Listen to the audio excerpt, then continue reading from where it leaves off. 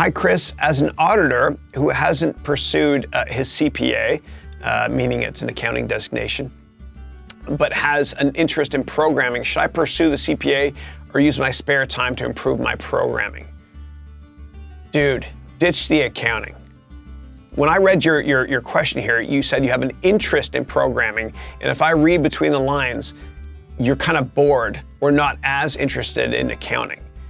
So what I say is this: keep doing accounting for now, just because it's going to pay the bills because you're an auditor right now. But I want you to to go to udemy.com and take programming courses from Rob Percival and Angela Yu. They're two great teachers. They have British accents, which makes it sound like they speak gooder than me, which they do.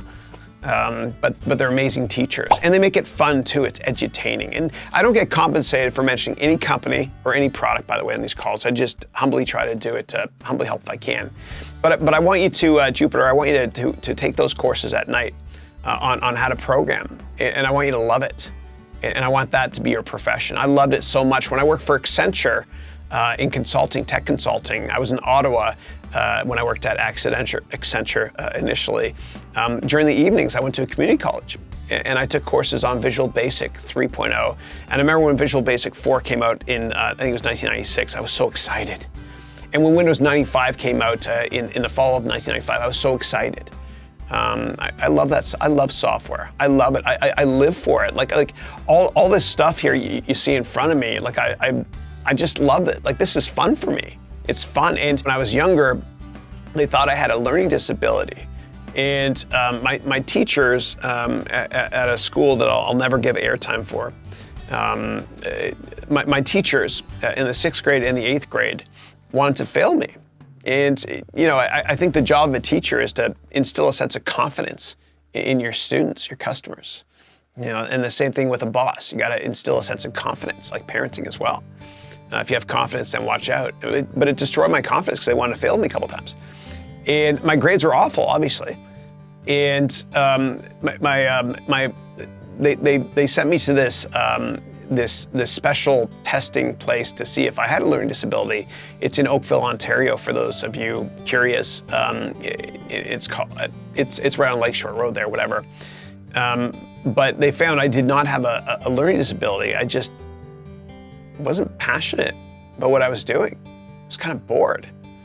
And what happened was my dad bought a Mac for me.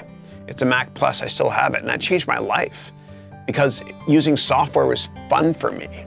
And I'm trying to answer your question about should you do accounting or software, and it sounds like you have an interest in software and programming. But because I was passionate about software, like I am now, I did a lot of homework on my Mac, and I loved it. And for any of you with kids that they can't find their way, and if they don't have a laptop, it doesn't have to be a Mac, it can be a Chromebook, get them a computer, see if they're passionate about that. So anyway, I think you got to do what you're most interested in, Jupiter, in life, which it sounds like it's programming. So take those courses on the side, and then, try to get a job as a programmer. And maybe within your company, if it's a big company, there might be a programming department as well. I know that the auditing business, a lot of times in accounting, they have IT departments as consultants as well. For example, I used to work at Accenture, which was Anderson Consulting, and they also had a tech consulting arm as well. So all the big accounting firms have a tech consulting firm as well. It's just the way it is, right? A lot of these tech consulting firms were born within accounting firms. So try to network internally there if you can, or what you can do is download my book for free on networking. Go to harounventures.com, and this will teach you how to network to get that coveted programming job. Do what you love. Okay, don't just do what you're good at. Do primarily what you love, because if you do what you love, you'll ultimately become very, very good at it.